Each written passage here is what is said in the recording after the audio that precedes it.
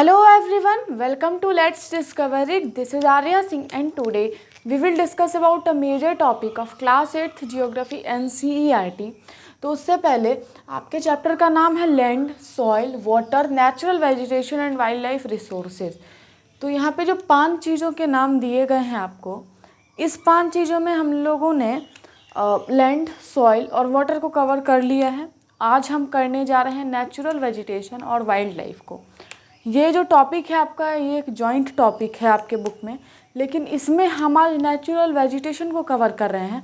अगले वीडियो में हम वाइल्ड लाइफ को कवर करेंगे, लेकिन हेडिंग में मैंने natural vegetation and wild life इसलिए डाला है क्योंकि आपके बुक में वो जॉइंट एक तरह से हेडिंग है। तो अभी हम नेचुरल वेजिटेशन को ही कवर करने जा रहे हैं जितना आपके बुक में दिया गया है। So start this. या नेचुरल वेजिटेशन, ठीक है। तो ये नेचुरल वेजिटेशन एक्चुअली कहाँ एग्जिस्ट करता है, ठीक है। Natural vegetation and wild life exist only in the narrow zone of contact between lithosphere, hydrosphere, atmosphere, that's we call a biosphere. अब देखिए, ये सेंटेंस खुद में ही एक बहुत बड़ा बात बोलता है कि जो नेचुरल इन्वायरमेंट है, जो नेचुरल वेजिटेशंस हैं, हमारी जो पेड़ पौधे हो गए, ये सारे हमारे वेजिटेशंस कहलाएंगे। तो नेचुरल जो वेजिटेशंस या फिर वाइल्ड लाइफ हैं, ठीक है। वाइल्ड लाइफ मतलब वाइल्ड एनिमल्स जो हैं या फिर वाइल्ड प्लांट्स जो हैं, क्योंकि वो भी एक तरह का लाइफ है। तो वाइल्ड लाइफ जो है वो exist only in the narrow zone, वो एक ऐसे जोन में रहता है। ऐसे ये ऐसे हमने एक जोन बनाया कुछ ऐसे, ठीक है। अब देखिए, तो इसको समझने के लिए हमने एक जोन बनाया और इस यहाँ पे है हमारा एटमॉस्फेयर, ये वाला है हमारा एटमॉस्फेयर, ये है हमारा लिथोस्फेयर और ये वाला है हाइड्रोस्फेयर। Okay, hydrosphere. तो ये तीनों जहाँ मीट कर रहा है, ठीक है। अब ये तीनों मीट कर रहा है इस पार्ट में, तो ये जो पार्ट है हमारा, इसे हम कहते हैं बायोस्फेयर। ओके, क्योंकि यही 3 चीज़ है जो लाइफ को सपोर्ट देती है। लिथोस्फेयर में वो अर्थ के वो पार्ट्स आते हैं जिसमें लैंड होगा, ठीक है। हाइड्रोस्फेयर में आपका वाटर का कंपार्टमेंट आ जाता है और एटमॉस्फेयर में एयर का। तो 3 चीज़ जो इम्पॉर्टेंट है हमारे लिविंग के लिए, वो चीज़ यहाँ पे दर्शाया गया है। पहला एयर, दूसरा वाटर और तीसरा लैंड। ओके, तो यहाँ पे समझा दिया मैंने। तो फिर से एक बार पढ़ते हैं कि नेचुरल वेजिटेशन और वाइल्ड लाइफ वहीं पे एग्जिस्ट करते हैं एक नैरो जोन में, जहाँ पे आपका लिथोस्फेयर का भी कांटेक्ट हो, हाइड्रोस्फेयर का भी कांटेक्ट हो, यहाँ तक कि एटमॉस्फेयर का भी कांटेक्ट हो, जो एक एग्जिस्ट करेगा, जो सपोर्ट करेगा एक लाइफ सिस्टम को। ओके, जब वहाँ पे एक लाइफ सिस्टम बनेगा तभी तो वहाँ जीव जंतु या फिर लाइफ जो होगा वो बिल्डअप करेगा। तो इसी को हम एक कहते हैं बायोस्फेयर, ठीक है, जो एक बायोलॉजिकल इन्वायरमेंट को बनाए, लिविंग इन्वायरमेंट को बनाए, और जहाँ पे सारी चीज़ें जो एक इसेंशियल हैं हमारे लिविंग ऑर्गेनिजम्स के लिए, 3 चीज़, लैंड, वाटर और सॉइल, लैंड, वाटर और एयर, तो वो चीज़ प्रेजेंट हो, उस कंपार्टमेंट को, उस स्फेयर को हम कहेंगे बायोस्फेयर। ओके, चलिए अब देखिए, यहाँ बहुत ही इंपॉर्टेंट चीज़ बोला जा रहा है। यहाँ पे बोला जा रहा है कि in the biosphere living beings are interrelated और interdependent on each other for survival, ठीक है। जो बायोस्फेयर में जो लिविंग बीइंग रहते हैं वो एक दूसरे से इंटर रिलेटेड होते हैं और एक दूसरे पे इंटर डिपेंड होते हैं। किस चीज़ के लिए? सर्वाइवल के लिए, ठीक है। अब देखिए, एक फूड चेन के थ्रू एक दूसरे पे डिपेंडेंट है, ठीक है। तो एक दूसरे पे डिपेंडेंट रहते हैं सारे लिविंग बीइंग्स, कोई इस पे डिपेंडेंट है, जैसे हम प्लांट्स पे डिपेंडेंट हैं अपने फूड के लिए, ठीक है। एनिमल्स हम पे डिपेंड है, ठीक है।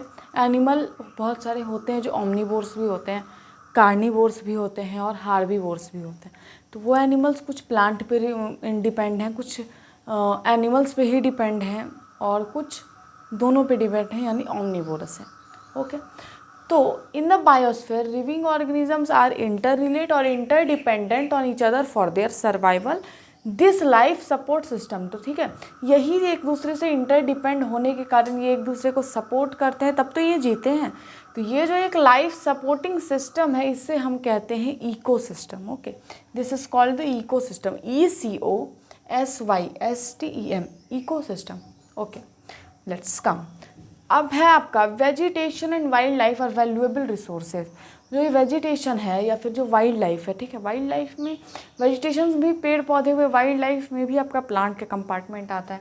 तो ये वो वैल्यूएबल रिसोर्स हैं जिसमें जो प्लांट बहुत ही ज़्यादा वैल्यूएबल रिसोर्स है, ठीक है।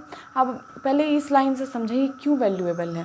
ये वैल्यूएबल तभी होंगे ना जब ये कोई चीज़ हमें देते हों, या फिर इनकी कोई यूटिलिटी हो, या फिर इनकी कोई जब इनकी वैल्यू है तो इनकी कुछ ना कुछ यूटिलिटी तो होगी ही।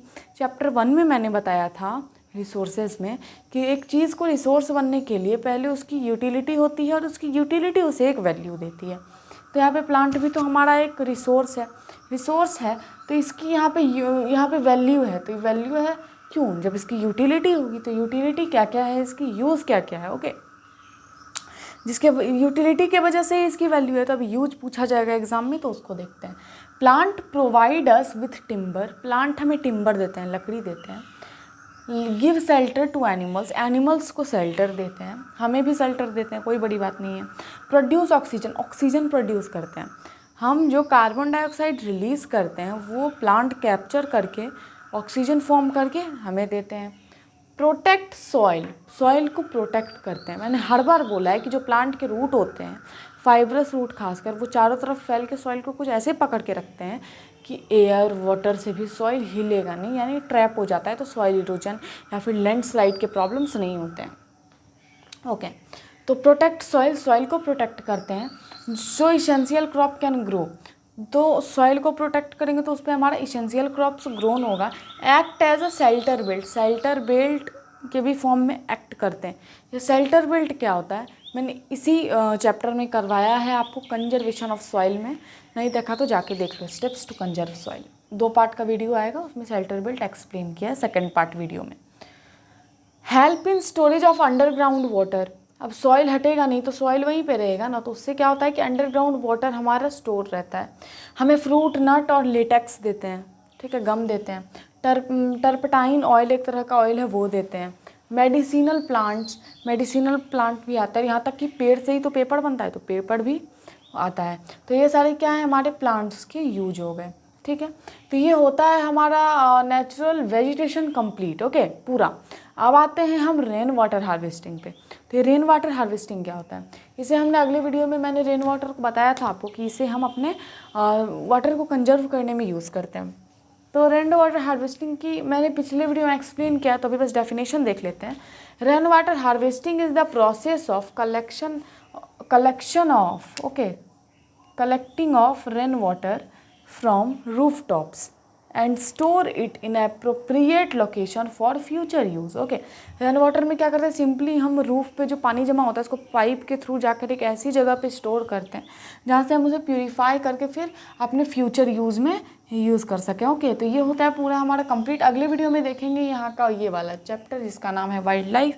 अगर ये वीडियो पसंद आया हो तो लाइक करिए, शेयर करिए अपने फ्रेंड के साथ। चैनल पर नए तो चैनल को सब्सक्राइब करिए।